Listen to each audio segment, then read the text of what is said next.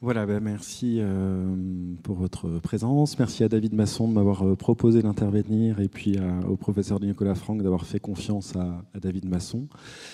Alors, mon propos est un peu en décalage des deux autres présentations de cet atelier, dans le sens où la médiation qu'il introduit est plutôt conceptuelle que pratique. Voilà. En effet, je vais tenter de montrer pourquoi le concept d'autonomie est impliqué par les approches motivationnelles et comment il en dessine les enjeux éthiques. J'utilise ici l'expression approche motivationnelle dans un sens assez large, désignant toute pratique de soins qui tend à s'appuyer sur ou renforcer la motivation de façon explicite.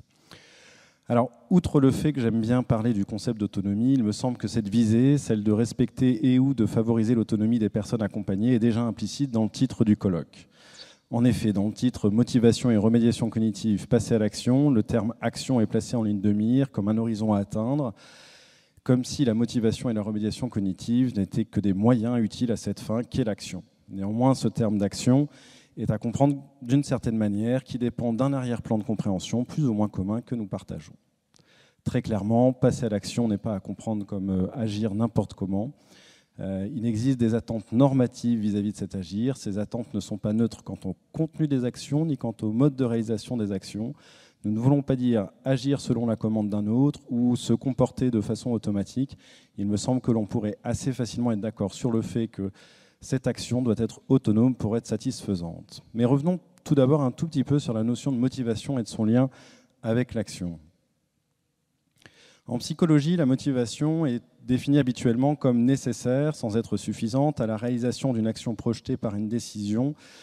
Et plus basiquement, elle fait le lien entre certains types de cognition et une action. Elle désigne alors ce qui permet à la personne de se mettre en mouvement.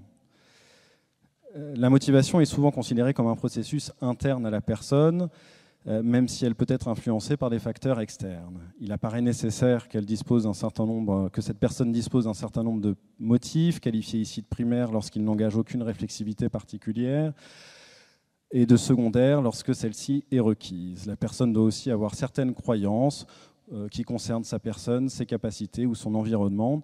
Et enfin, pour que le passage à l'action soit réussi, il est aussi nécessaire que certaines croyances soient vraies et correspondent à des faits dans le monde. De façon plus précise ou plus détaillée, le terme de motivation désigne l'ensemble des fonctions neurocognitives qui permettent d'initier, d'orienter et de maintenir un comportement. Ces fonctions neurocognitives peuvent se répartir en différents sous-systèmes et sont en relation constante avec les autres grands systèmes neurocognitifs. Je ne vais pas me perdre là dans tous ces schémas. Je souhaite plutôt attirer l'attention sur le fait que la motivation serait assez simple à étudier s'il était réductible à un circuit neuronal. Nous pourrions imaginer par exemple le circuit neuronal du donut qui permettrait de décrire le trajet de l'information du cortex préfrontal jusqu'au muscle squelettique et d'expliquer comment et pourquoi la pensée « j'aimerais un donut » conduit ou non à l'action de manger un donut. Voilà. Alors voici une variante alsacienne de ce circuit. Même si les moyens dont nous disposons à l'heure actuelle ne le permettent pas complètement, il n'est pas complètement utopique non plus d'imaginer que l'étude de ces fonctions cérébrales soit un jour complètement possible et réalisable sur le plan neurobiologique. Mais généralement, on ne considère pas que la motivation soit réductible à un circuit neuronal et ses interactions avec un environnement particulier. Il me semble que la raison essentielle est qu'une conséquence de cette position est difficilement acceptable, à savoir le déterminisme. En effet, si la motivation est réductible à un phénomène biologique, alors elle est déterminée par des lois naturelles. Alors, c'est déjà un débat assez ancien, et c'était la position de Spinoza lorsqu'il déclarait « Les hommes se croient libres pour cette seule cause qu'ils sont conscients de leurs actions et ignorant des causes par où ils sont déterminés ». Nous pouvons aussi considérer finalement qu'il existe une cause d'une nature particulière, qu'on dénomme assez typiquement la causalité mentale, qui n'est pas déterminée causalement par les lois biologiques.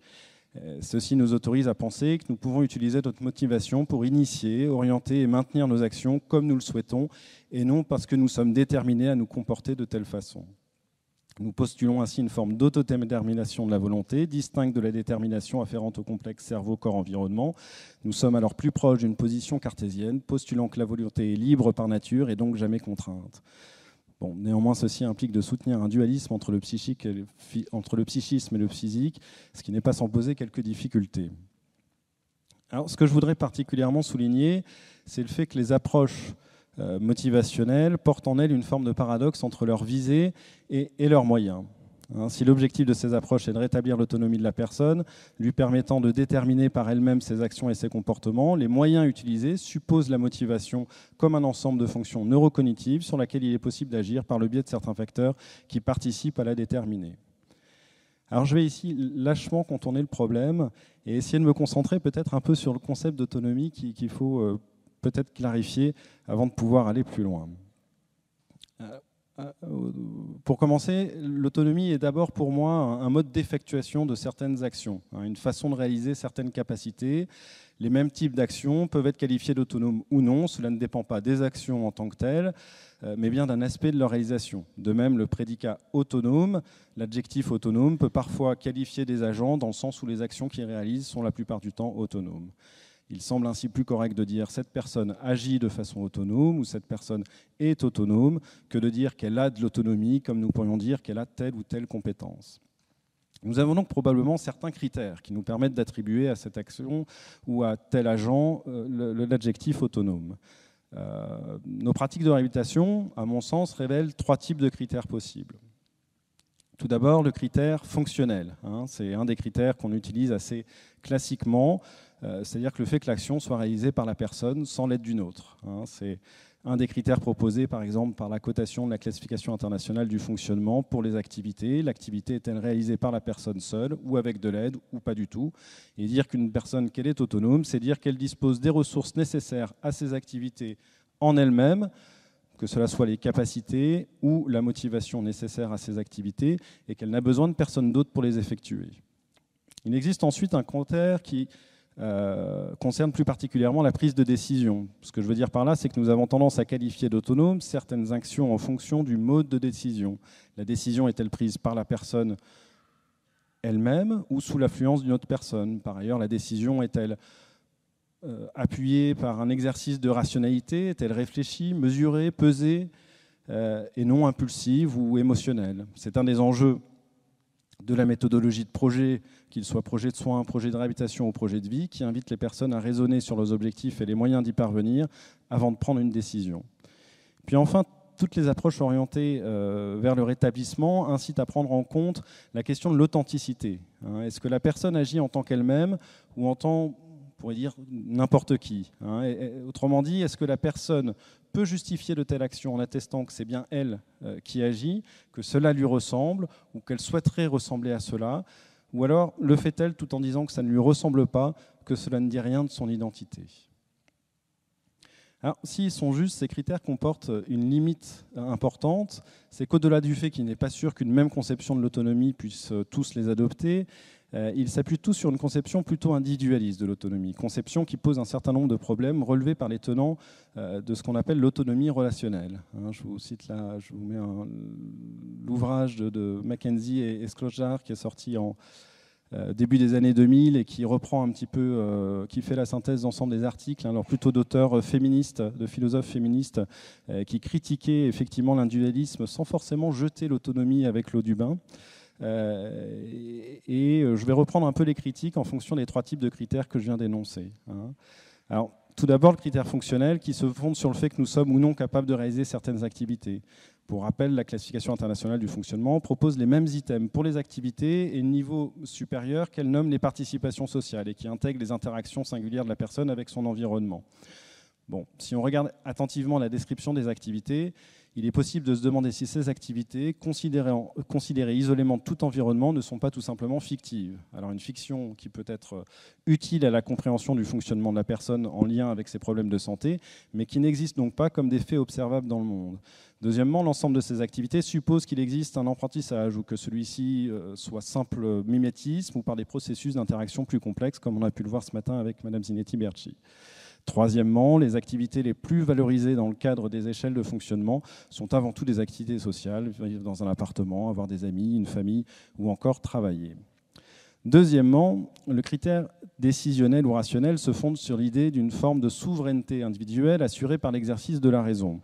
Alors d'une part, il est difficile de soutenir à l'heure actuelle que nos décisions sont produites uniquement par notre système rationnel et qu'il est possible de s'autonomiser vis-à-vis de nos émotions.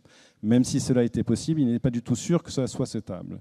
D'autre part, il semble que la prise de décision, d'autant plus lorsqu'il s'agit d'une décision importante, ne se fait jamais complètement dans l'intimité de la conscience, mais toujours dans la discussion avec les proches, les collègues ou les professionnels. Toute décision comporte une part de collégialité et de partage.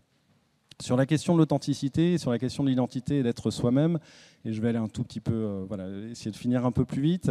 Je m'inspire en tout cas du philosophe Paul Ricoeur, qui dit que finalement être soi-même, c'est surtout pouvoir attester qu'on est soi-même, et cette attestation nécessite finalement qu'elle soit reconnue par d'autres pour que d'une certaine manière elle fasse effet. C'est-à-dire que le fait que je puisse dire je suis bien Benoît Brun, le fait que ça soit confirmé peut-être par Monsieur le Prévost en début d'entretien permet de me confirmer dans cette identité-là.